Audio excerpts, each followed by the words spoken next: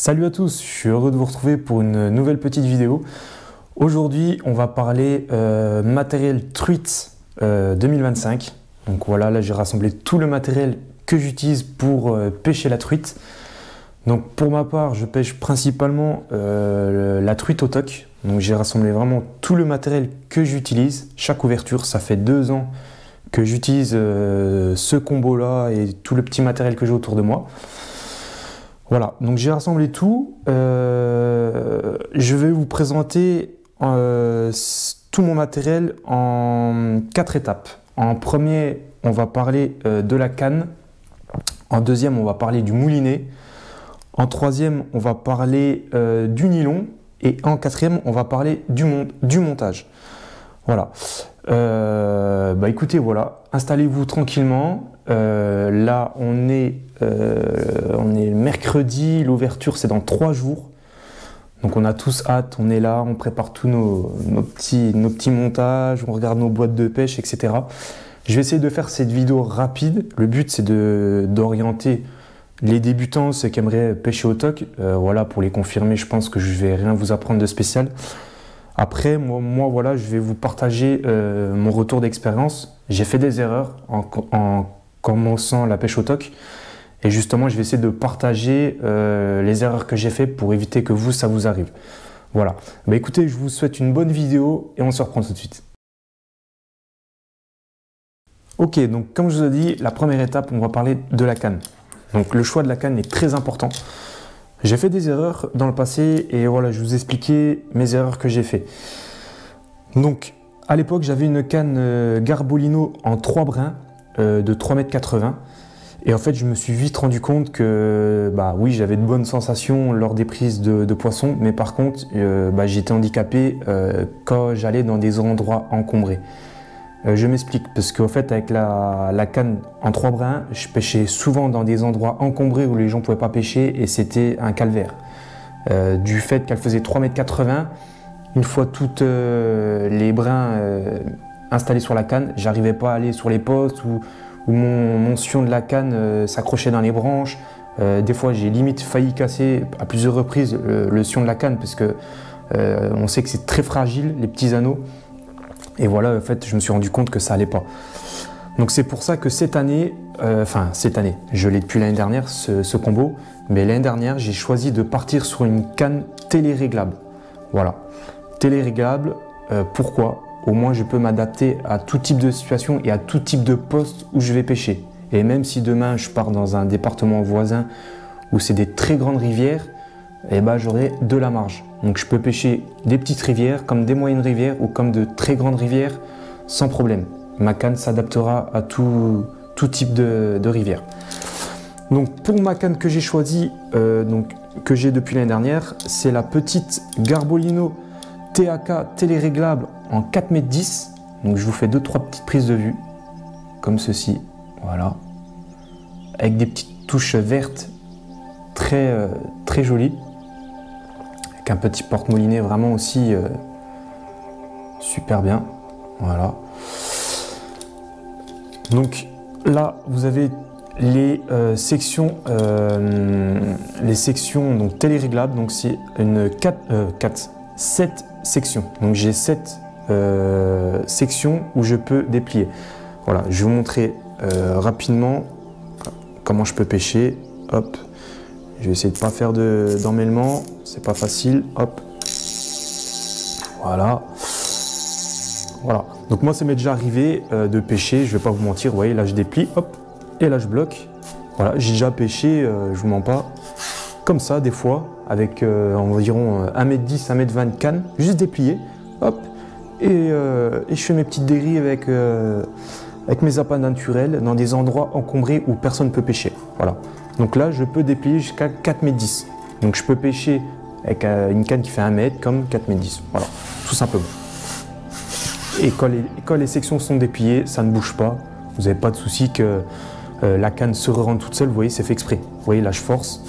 Bon, là je force vraiment, mais vous voyez, je force. La canne, regardez, elle ne tombe pas, quoi. Donc voilà, donc si vous avez un choix à faire par rapport à votre canne, je vous conseille, je parle vraiment pour les débutants, après voilà, je vous conseille une canne téléréglable. Au moins, je vous dis, vous pourrez vous adapter à tout type de rivière.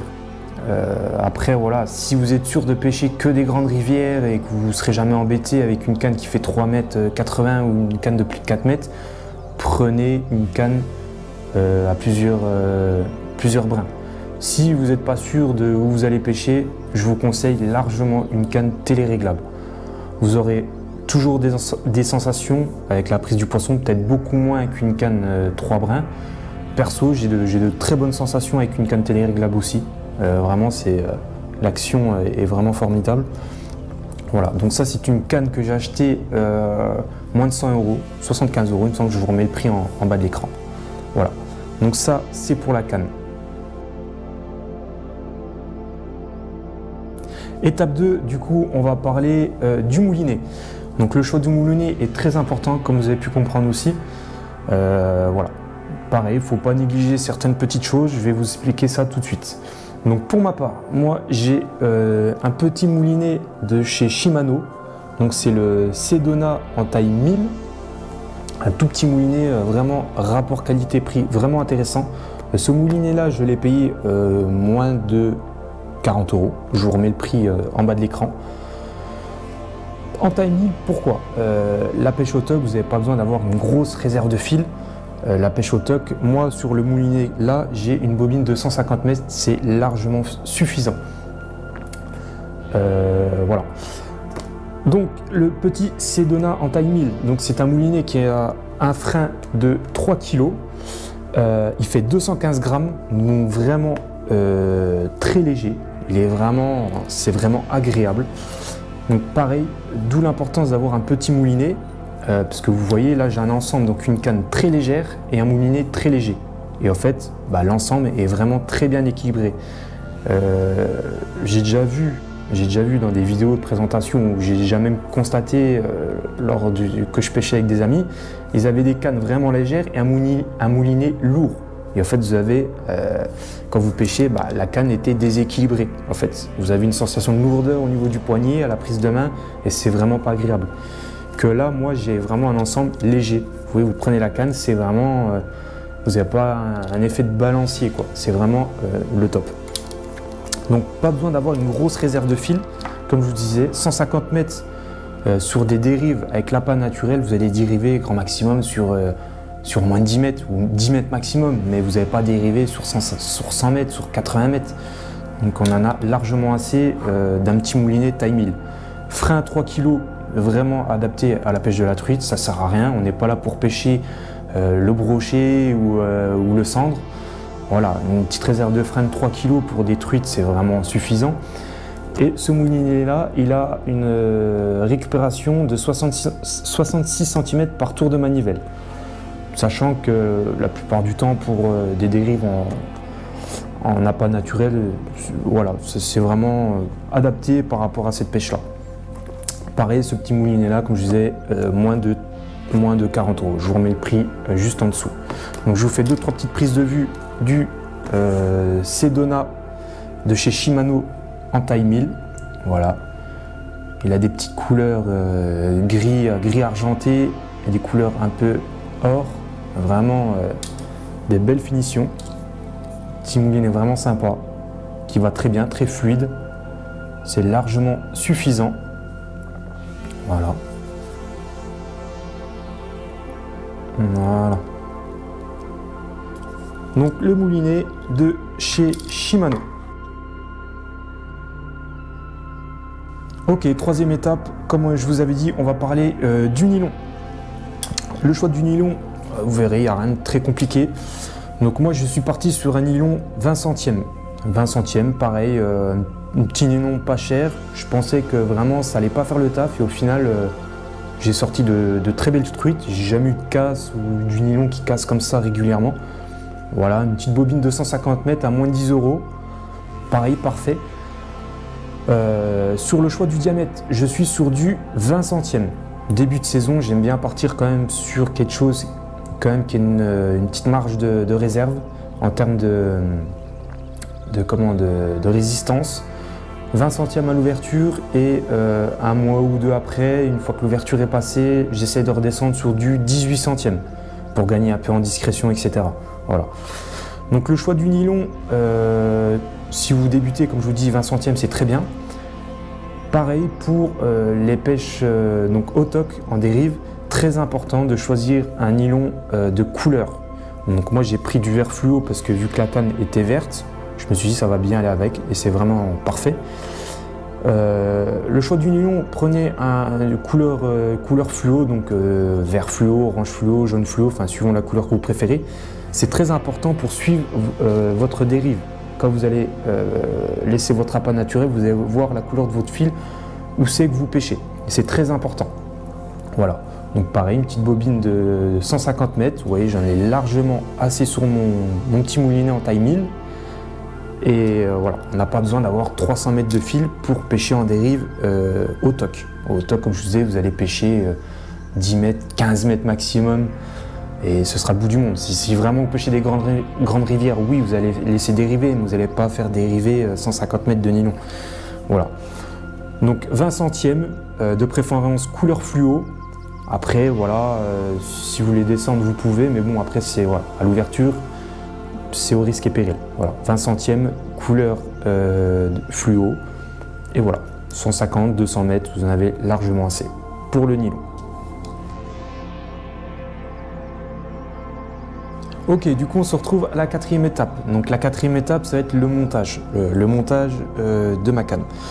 Donc le montage, il n'y a rien de plus simple. Pour un débutant, je vous garantis, c'est très simple.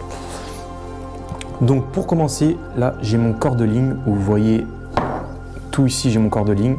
Donc mon petit nylon de 20 centièmes, comme je vous ai présenté tout à l'heure. En tout premier, sur notre corps de ligne, on va mettre un tout petit rigoletto.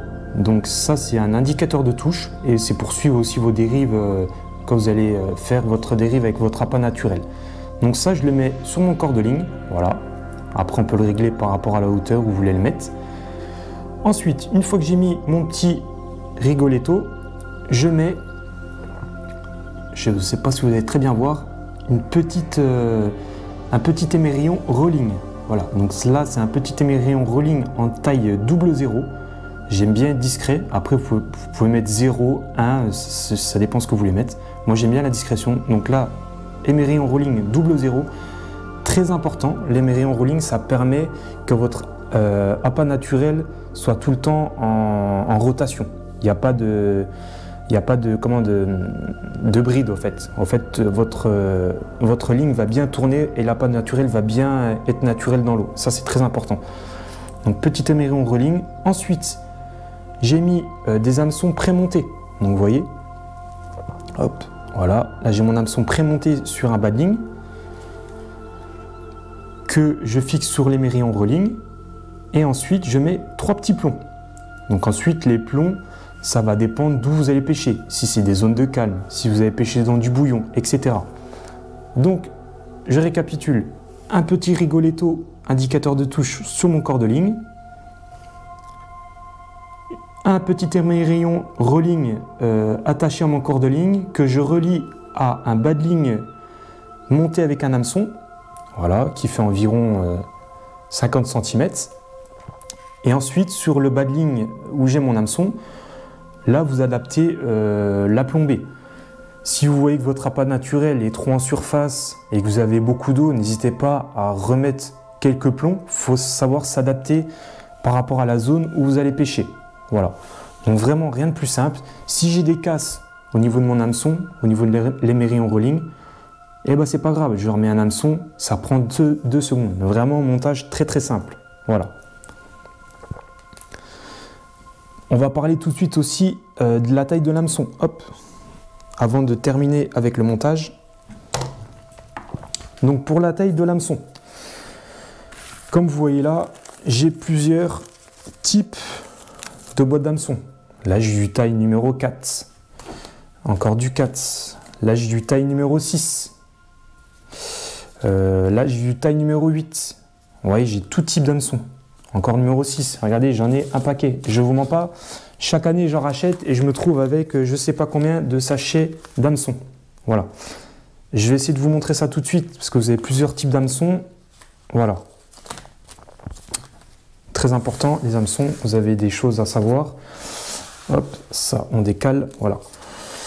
Voilà, vous avez des hameçons spécial vers de terre. Donc vous voyez là, spécial worm en taille numéro 12. Voilà. Donc ça, c'est vraiment pour pêcher principalement au vert. Moi, j'alterne. Des fois, je pêche à la teigne, mais j'ai tout le temps une boîte de verre avec moi. Des fois, je vais arriver sur des postes où les truites, on va leur mettre devant le nez, tout, elles vont pas vouloir. On va mettre un verre de terre, paf, elles vont me prendre direct. C'est voilà, il faut savoir s'adapter. Donc spécial verre de terre, ou sinon là vous avez spécial un peu teigne. Voilà. Moi principalement, je pêche à l'ouverture, tac tac tac, je vais vous dire ça tout de suite. Il me semble que je suis en taille, ouais c'est ça, je crois 8 ou 6. Attendez, je vais vous dire. Ouais, c'est ça. Généralement, moi, l'ouverture, je suis en taille 8. Voilà.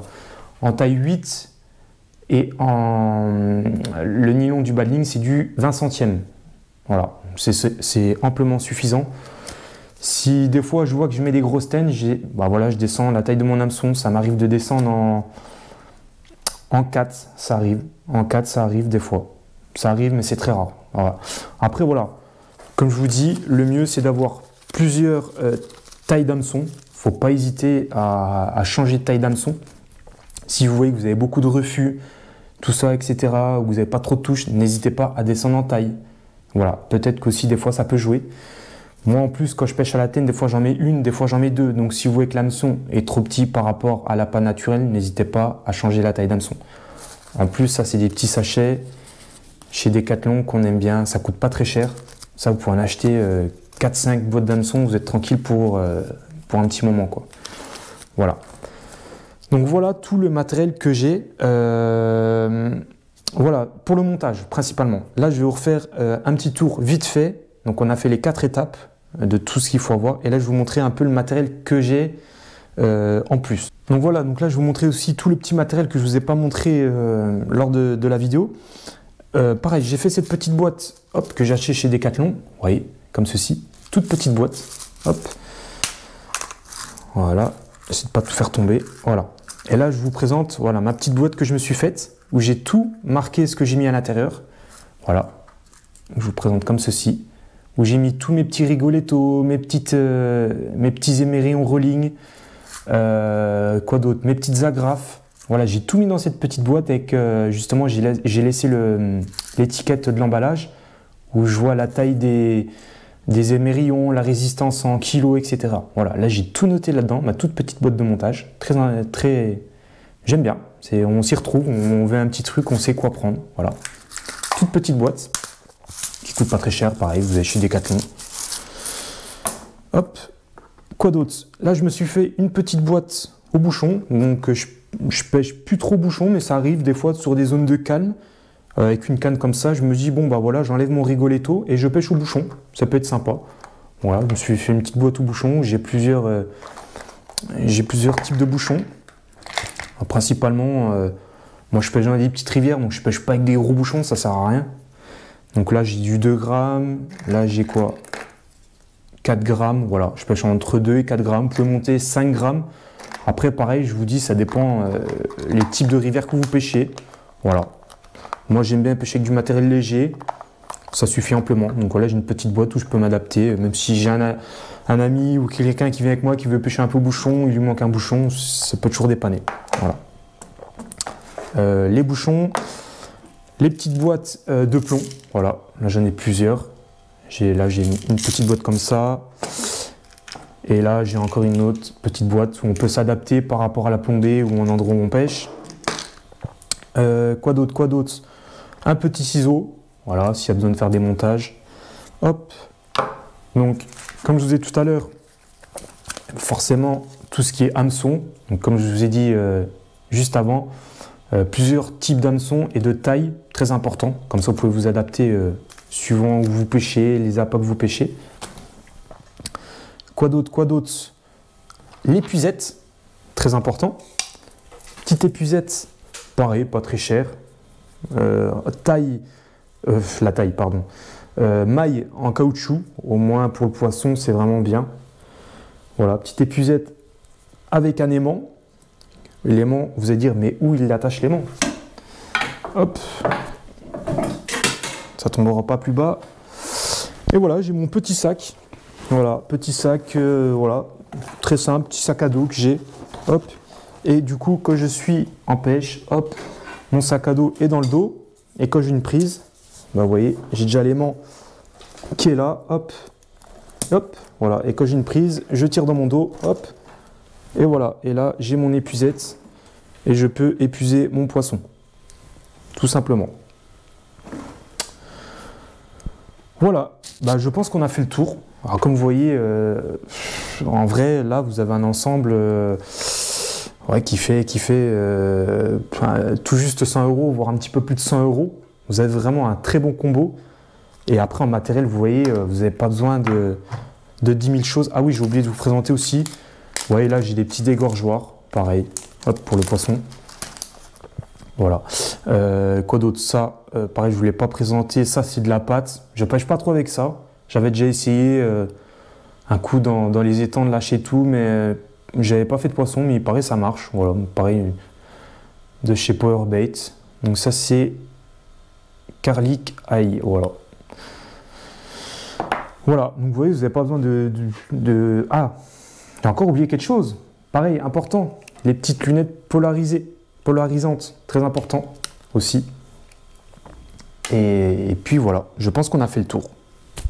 Voilà, on arrive à la fin de cette petite vidéo. J'espère qu'elle vous aura plu, j'espère que ça n'aura pas été trop long. J'ai essayé vraiment de vous partager mon retour d'expérience, les petites erreurs que j'ai fait. Et voilà, je vous dis, depuis de nombreuses années que maintenant que je commence à pêcher au TOC, voilà, on a vraiment besoin de pas beaucoup de matériel, on n'a pas besoin d'un gros budget pour débuter le TOC. Et vraiment, c'est une pêche où vous allez prendre vraiment du plaisir. Je vous conseille vraiment d'essayer pour ceux qui hésitent encore. Vous verrez, vous ne serez pas déçus. Avant, je faisais beaucoup les ouvertures, tout ce qui était au leurre. Les leurres, je ne vais pas vous cacher, j'avais presque 200 € de leurre, des Tiny Fry 50, tous les leurres à 15-20 €. J'ai tout revendu. Je ne vous mens pas, j'ai tout revendu sur le bon coin. Et maintenant, c'est vraiment de la pêche au TOC. Et c'est vraiment une pêche formidable. Si vous avez des retours à me faire ou des remarques de cette vidéo, n'hésitez pas dans l'espace commentaire. C'est fait pour ça. Du moment que ça reste constructif, je suis preneur. Je vous souhaite une bonne ouverture à tous. Profitez bien au bord de l'eau. J'espère que vous ferez tous un peu de poisson. Ça peut être pas mal. Et après, on se retrouve très vite pour l'ouverture silure, l'ouverture carnassier dans un mois. Et voilà. Pour ce, merci beaucoup d'avoir regardé cette vidéo. Je vous dis à très bientôt. Bonne ouverture à tous. À bientôt les amis. Allez, ciao, ciao.